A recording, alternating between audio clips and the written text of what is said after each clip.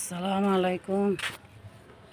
এই দেখেন আমার বাগানের জাম পাখি খেয়ে ফেলতেছে। পাকেও নাই, পাখি খেয়ে ফেলে, এই অবস্থা আর কি। এই যে এই কয়েকটা জাম এবার ধরছে নতুন গাছ। এই যে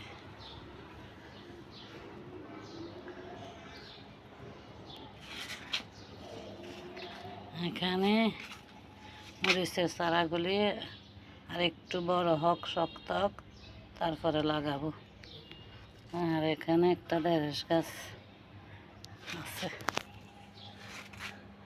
গাছের গোড়া দিয়া নতুন করে ফুরি আসছে।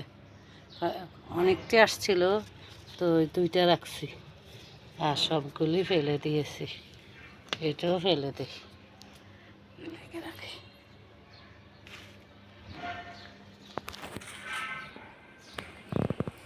এখানে সার টার দেওয়ানে এখন সুন্দর করে ড্রাগনের এই যে ফুরি টুরি মেলছে।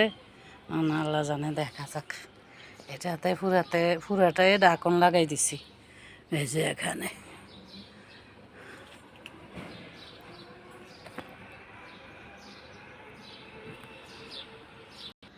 লাউ গাছটা মরে গেছে, তাই আর একটা কুমড়া গাছ নিয়ে লাগাই দিছে। আর এই একটা লাউ গাছ সুন্দর হইতেছে। এটা যদি বাঁচায় তাইলে এদেরকে সুন্দর করে সেট করে লাগাবো। এই 2-1 দিনের ভিতরে এগুলি করবো।